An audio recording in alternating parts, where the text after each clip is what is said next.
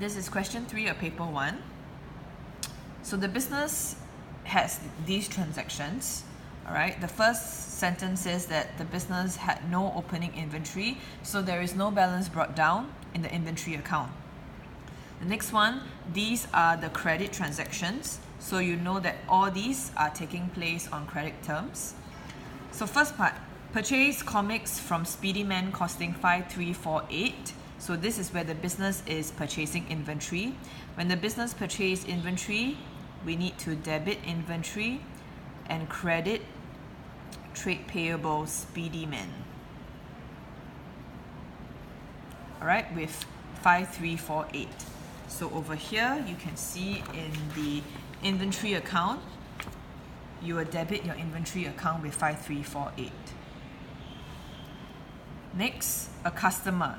Jin Private Limited bought comics 778 from the business. These comics had a cost price of 124.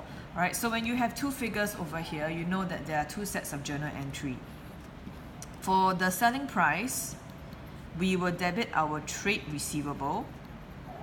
In this case, it is Jin Private Limited 778, and we will credit our sales revenue.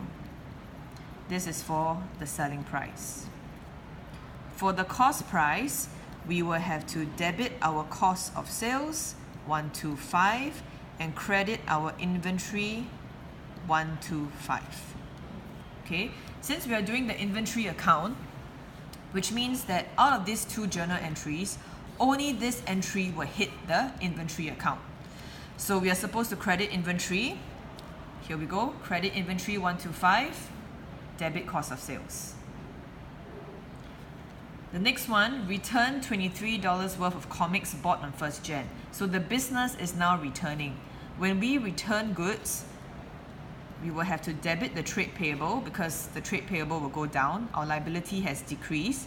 Okay, trade payable Speedy Man. And we will credit inventory. Alright, so here we have credited our inventory account $23 and we have debited trade payable Speedy Man. And then what we finally need to do is, of course, do a balance brought down. For the next one, we are supposed to prepare the sales revenue account. So looking at all our workings, we know that this one over here on January 11 will affect the sales revenue account. So going to your sales revenue account, you are supposed to credit your sales revenue account with 778. Alright, and then you will debit your trade receivables.